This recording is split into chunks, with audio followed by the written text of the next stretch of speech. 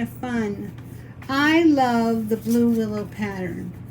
Maybe some of you have dishes that are blue willow, or maybe your mother did, or your grandmother did. They started to make them in the late 1700s in England, and they caught on really, really fast, and they spread the world over, and it came to the place where they were made in Japan, they were made in the United States, they were made in Britain. And the ones made in Britain tended to have a little bit finer detail. My grandmother had two sets. She had one American-made set, and she had one made in England. And the one made in England was her really good Sunday dinnerware.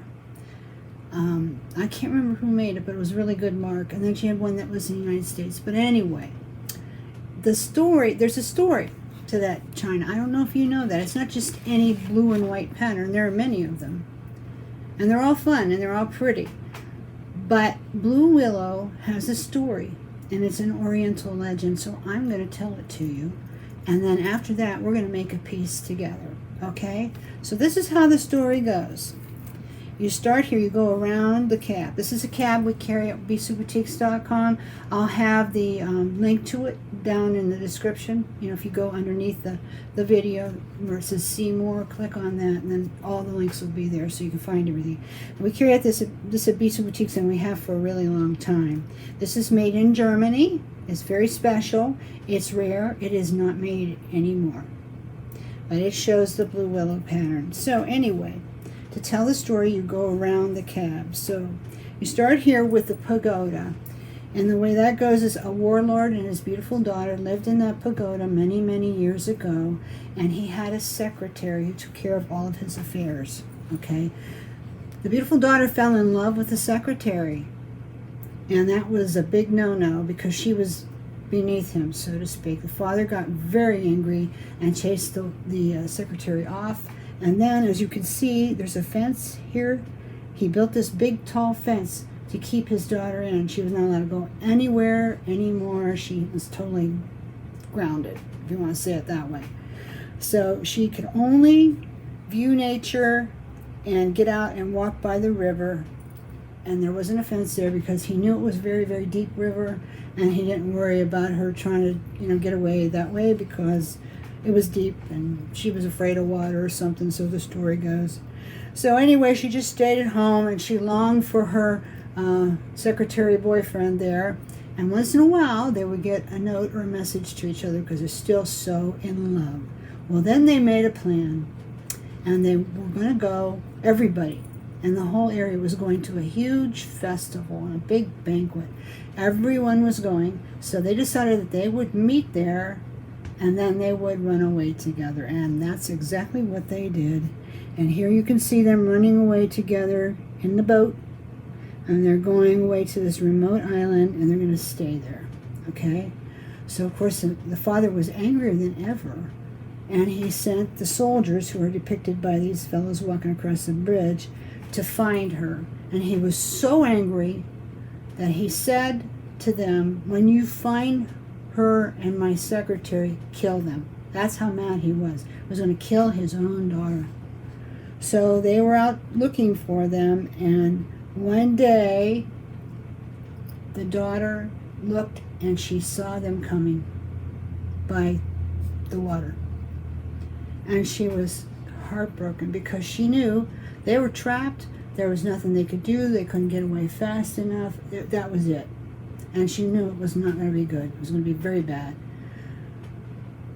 So she and the secretary did not know what to do, so they just wished and they wished and they wished real hard that they could become birds and fly away. And that's exactly what happened. Here they are. They're turned into lovebirds, and they're flying away from that situation, never have to worry about it again. So that's the story the way I know it. There are several versions of the story. This is the one my grandmother told me. It's the one that I grew up with and I always loved.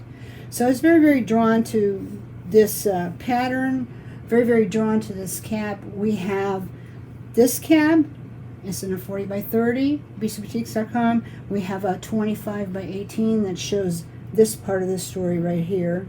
And then the one that most people favor is this one. This is 18 by 13, And these are the two lovebirds flying away. All German, all transfer decal, elegantly done on white porcelain. Wonderful stuff. You can't find it anywhere. They're so rare. If you find one, good for you, but you'll be looking a long time. They don't make them anymore, and they haven't for a long time. So anyway, a lot of people like to buy plates and stuff and break them up, to make china jewelry. And they like the Blue Willow pattern. And the part of the pattern that they love the most and always want to get out of the plate is this part with the lovebirds, because that's the part everybody loves it. So I thought today maybe we'd make an easy peasy piece of jewelry from this part of the Blue Willow story. I thought you might enjoy it, because the lovebirds could be not just lovebirds. They could be a feeling that maybe you could think everything in life is temporary, even bad things. So if you get into a temporary situation, you can change them. There's always a workaround. There's always a way out, and that's what they found. It shows fidelity, trusting, commitment, so many things it symbolizes. So that's why so many people like it. But here is a piece of jewelry that I made from it. I made one already. I think it came out really, really nice. I like it. I might have to keep it. I like it so much. But anyway, it's just a small mount, and I put the lovebirds in the middle, and then I surrounded it by a piece of cup chain, 2mm cup chain, and then a little bit of ball chain. We had that on the site too. So I'm going to do it how I do it. There are several ways you could approach it. I'm going to go ahead and do it the way I do it. And here I am. I'll just put this off to the side. And here I am with the piece that I use. This is from Bisou 1928. And of course, if you're not familiar with Bisou 1928, it is made by the 1928 Jewelry Company exclusively for us. We're the only people that have it at this time. And it comes from their archive of 35,000 antique molds. It's such a special privilege to get to go to Burbank many, many times and sit with those archives and pull things from the archives to put in this line. And this is one piece I just had to have. But here's the thing. This is a 25 by 18 horizontal. But this is only 18 by 13. And I thought, instead of feeling like, oh, rats, I need 18 by 13 and I don't have a horizontal, and oh man, what am I going to do? I thought, no, this gives me a new design possibility. So this is what I came up with. If I can just find my little piece. I had a piece of epoxy sculpt in here already mixed up. Now what did I do with it? Well, I guess I might have to mix another piece up. It was probably getting hard anyway. But anyway, you don't have to use epoxy sculpt with this, by the way. You absolutely don't. You can use glue. I didn't like using glue, and I'll tell you why I didn't use glue. And also, you only need a tiny, tiny bit for this. So we're not even going to worry about it setting up, because sometimes it's a little tacky at first. We're not even going to worry about that. We're just going to go ahead and use it. It's not going to hold us up. But I used epoxy sculpt because it raised the work a little bit off the back, and I didn't want any of this silver shining through. Now, there's nothing wrong if it does. Nothing wrong with that, but I just didn't want it that way. I did not want it that way. So I decided I'd do epoxy sculpt. But you can use E6000. We did a number of videos on using E6000. Instead of epoxy sculpt. I didn't even have epoxy sculpt at one time. So you can do that. But I like epoxy sculpt because it sticks to itself, and it just does all kinds of cool things that just give you a little bit more flexibility when you design. So the main important thing too, just to repeat since I'm sitting here doing it, is you have to get the part B and part A equal and mixed together very, very well. And it's okay to eyeball. That's about right. If you get a little bit more of the hardener, which is this gray part, it's not a bad thing, because it'll work real well. It'll really set up nice. You have about an hour of playtime after that. Now, when you mix real tiny pieces like this, you won't have that long, because the real small pieces will start to harden faster, but bigger pieces won't. So if you're working for a while, you intend to work for a while, and you need it not to set up, if you think you can use it, make yourself a big ball of it, and it'll buy you a little bit of time. So now I have to just mix this up together really good. And oh, here's a mistake I made. I'll just tell you. I shouldn't have used my bare hands. I'm not making very much of it, so I'm not worried about it. But I should have had gloves on, because during the mixing process, as I've told you before, that's when the chemicals leach out. That's what causes the harm. This little bit is not going to make or break me. It's not going to kill me. It's not anything. You know, I just wash my hands really good before I go back upstairs today. But yeah, you want to use gloves when you're doing this. Now, after it's mixed, doesn't matter. You don't have to use them. Some people continue to, but for me, gloves are clumsy. I just never like gloves for anything, but I will use them when I need to. So I should have done that. So just mentioning that in case you're thinking, what, don't we have to use gloves? Yeah, you do. Okay. I didn't want to do this in this video today. I had a piece mixed up, and of course it's white and stuck to something down here. Probably I'll find it as soon as this is over, but it might have been getting a little hard anyway, so. Okay, just one more time, because I still see a little gray. You don't want to see any of that gray color. You only want to see white. And as you can see, it'll get on your hands a little bit, but it's very, very easy to get it off. You go ahead and do it when you're done. Okay, this is great. I don't think I need quite this much. You can see I just have a little tiny round ball, but I don't think I need quite this much. So I'm going to start it with about half of that. And this is just basically like, you know, all the other times we did this. But I don't want to get a really thick layer in this one. And I've told you before, sometimes you need a thicker layer, because if you have thick beads or whatever that you're using as stones, they may not have, you know, it might not be deep enough for you to press them down in and then really get a good hold. So, I mean, this stuff is super adhesive, but it does have its limitations. If you don't, you know, give it enough to work with, you know, it's not going to work. But this one, for the parts we're using, we are not going to need that. So you can see I even have a little bit left here. So that's how little that you needed. It's kind of hard to gauge it. The more I work with this stuff, the easier it gets, but still, it'll be a while. And going forward for a while, we're not going to feature a lot on Epoxy Sculpt anymore. Maybe some of you guys are getting a little tired of it, but I'm just using it today because I wanted to use it as glue. I didn't want to use E6000. I could have used E6000. You can totally do that. Okay, I'm trying to just get it off the edges here the best I can. That'll be okay, because we're going to cover that anyway. All right, now, this is the fussiest part I found, is getting the birds centered right in the middle. So I may have to pull this toward myself a little bit to do that. As I found when I did this one, I had a fuss with, I can't stand it when stuff is crooked or it's over to one side a little bit or too high. I just can't stand it. I don't know about you guys, but I can't. So I'm going to have to fuss with this a little bit. So I'm trying to get it right in the middle. Maybe since I did one already, I'll have a little more success than I did the first time. And just press it down in. You don't have to, you know, press it down in too hard. You don't want to press it down in too hard until you're totally done and you're sure that you got it in the right place. But this is looking pretty good. It's a little bit to this side maybe. And this one.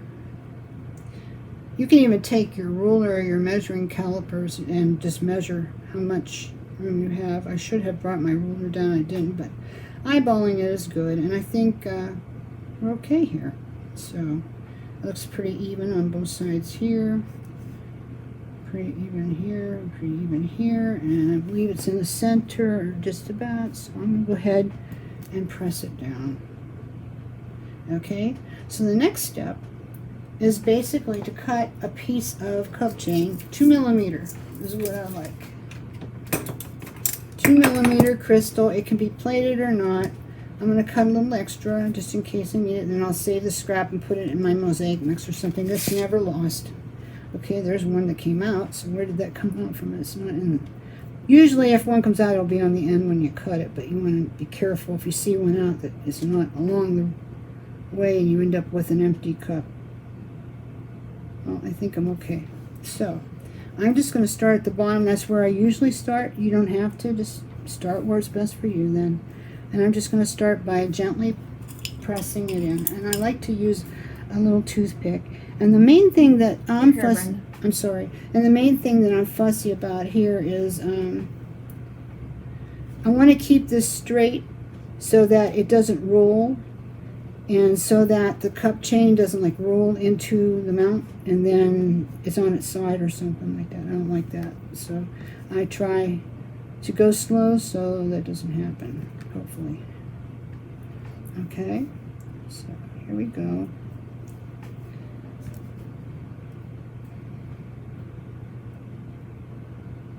Any of you guys have... It's out of frame. Is that better? Okay. It's hard to do this and not pull it up to myself, so Javi's reminding me, which is good. That's her job. I don't know how I could ever do this by myself. I see people do it, but I can't pay attention to myself and do this at the same time. Can't walk and chew gum at the same time. Sometimes people do both. What's that? Sometimes people do both. They're the cameraman and the person teaching. Yeah, well, I can't do that, so that's a talent that some people have and I don't. I think I'm spoiled. I've had somebody, you know, watch over this stuff for me for ever since I started doing YouTube. You know, Robbie used to do it. Maybe you guys remember Rob, some of you.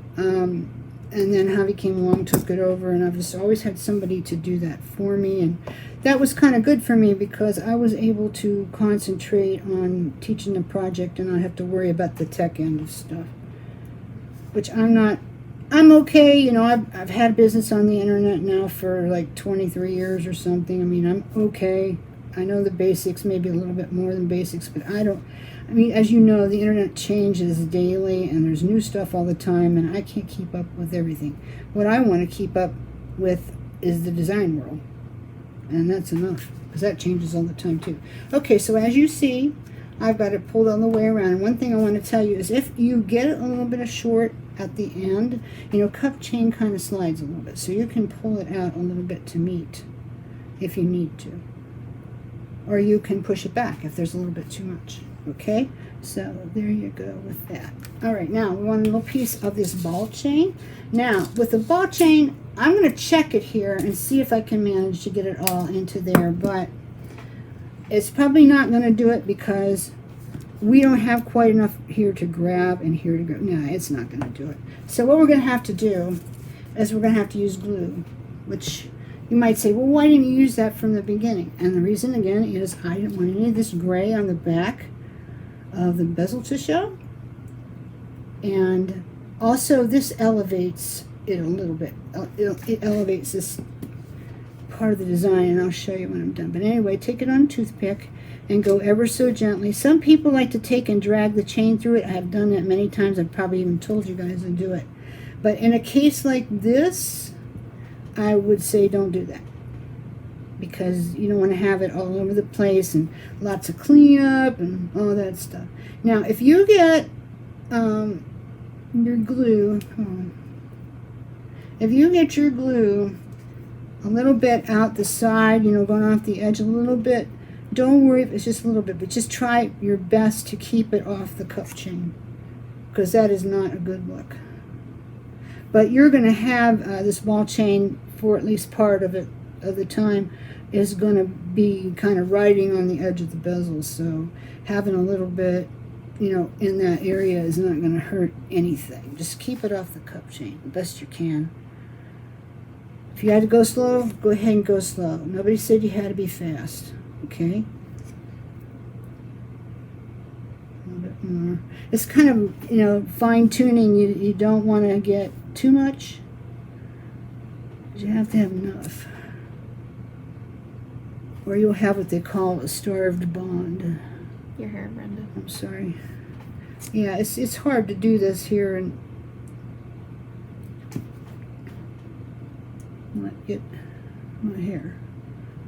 But let's just stop making excuses for me and get the work done. Okay, I got that on there. That's good. So now I'm going to put this on, and I'm going to do the same thing I did with the cup chain. I'm going to start around the bottom, and I'm going to leave a little tail because I've got plenty here. And that's okay because cup chain is super cheap. You'll never have a lot of money in cup chain. So I'm just moving it into position. And once again, I'm using a toothpick, and I'm going to use a clean toothpick this time. I'm not going to use the same one because I want to be careful that I only have glue exactly where I want it and nowhere else. So just move it along the line, get it into position.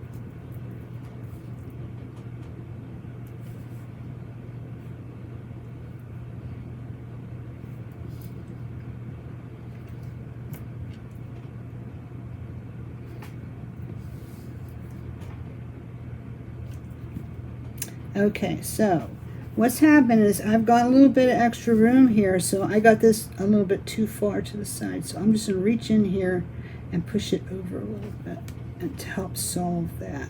A little bit of extra white on the one side is not going to be a big deal, but I don't want to get too much. Now I'm going to have to come up close on here. I don't know if you can really see, but you'll just go to the section that is closest to the end and you'll cut it. And if you have too much, don't worry about it.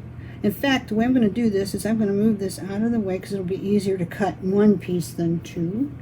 So I'm going to move it out of the way, and I'm just going to come over this way with this much, and I'm going to push it down. I'm also going to bring the cup chain out a little bit, just trying to compensate a little tiny bit.